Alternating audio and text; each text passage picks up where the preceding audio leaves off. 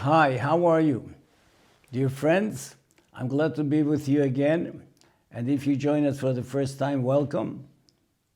I'm happy you're joining us. I'm going to continue my story about surviving during World War II, the Shoah. And basically, it's a story of my personal life and the life of the people around me. I'm telling it to you because we live in a time of danger where all people are actually existing under a cloud of uncertainty, and everybody's looking out for some hope and indication that the epidemic which is afflicting mankind will soon be over and will have some clear direction in which way we are going. So it was also with us in the days of the Shoah. We lived in a state of uncertainty, a state of fear, and a state of unpredictability. Perhaps we can learn from those days how to behave in this time, at this time as well. I continue where I left off and share with you a few things which took place in the daily routine of our life.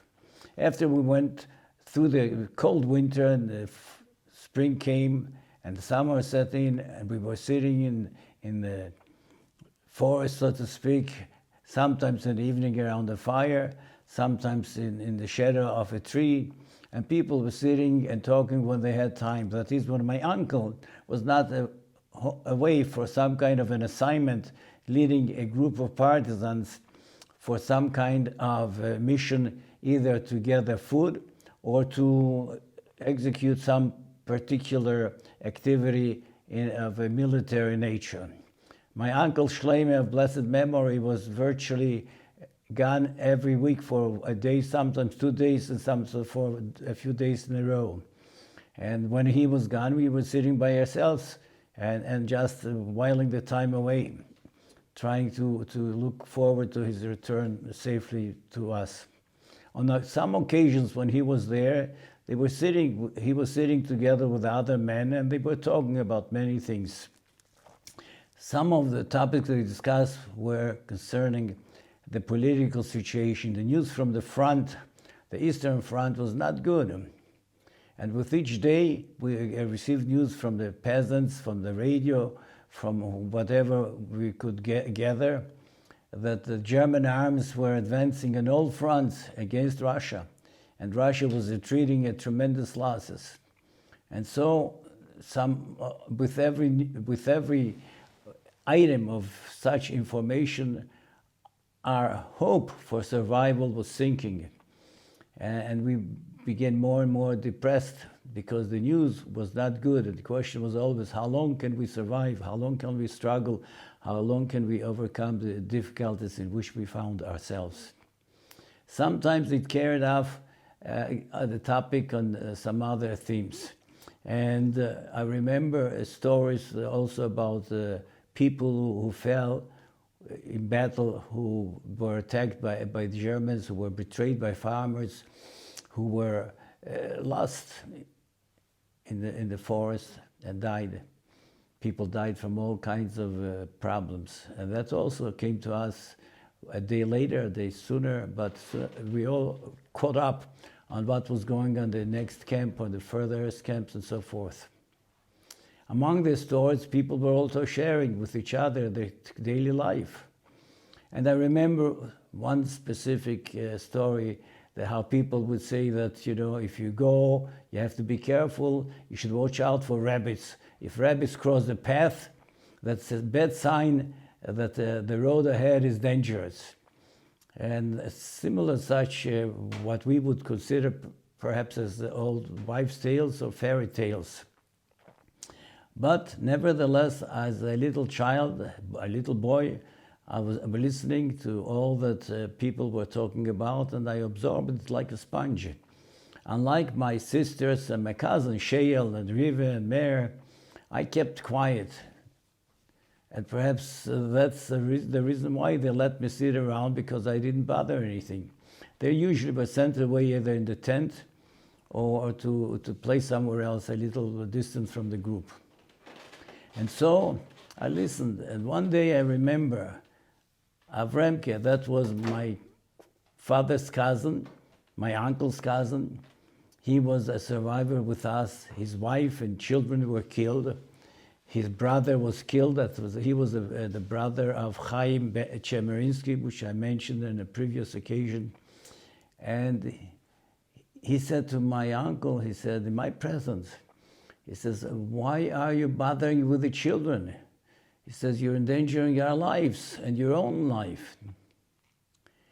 And my uncle answered him, well, he says, the older ones are basically already walking and managing on their own. They just are here.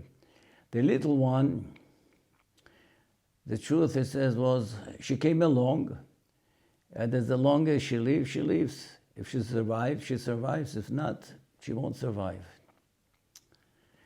I felt as though my uncle was trying to apologize for the fact that he was saving us. But the way my sister was spoken of and treated, I felt so hurt for her, as though a knife was cut through my heart. And to this day, I think about this and really feel like crying on how she was treated, as though her life was insignificant, was meaningless, was a burden to be tolerated and no more, and nobody really cared about her survival or not. She survived. And on November 10th, 2017, she passed away in Detroit, Michigan. We miss her very much. I miss her very much. So that was one of the events which took place and left an indelible impression on my life. After that, we continued talking about other things. I recall also that we were preparing to move back to the old forest from Nakrushka forest to the other forest from which we came. And people had to worry. They were worrying about the presence of German units on the crossroads, which we might have to cross as we walked back to the forest from which we came. And then they said to me, Chaim, you're going to go and look out and see if you notice any Germans down the road.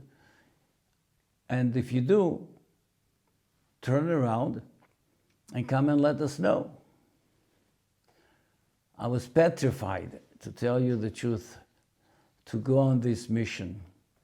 I was afraid, but I was also afraid to say that I was afraid.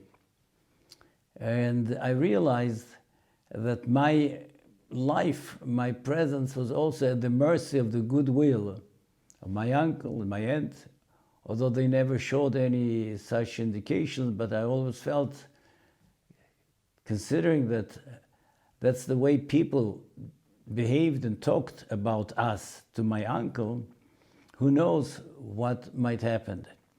So I walked out from our camp and walked in the direction which he told me I should go and look for the German camps or any movement or whatever I could notice there of people. I kept on walking. The grass was high and the shrubbery was high, so I was able to go almost like in the shadow, being sheltered from both sides of the path. And so I kept walking and hoping that maybe I could go and backtrack and return. And all of a sudden, as I was walking, a rabbit crossed my path.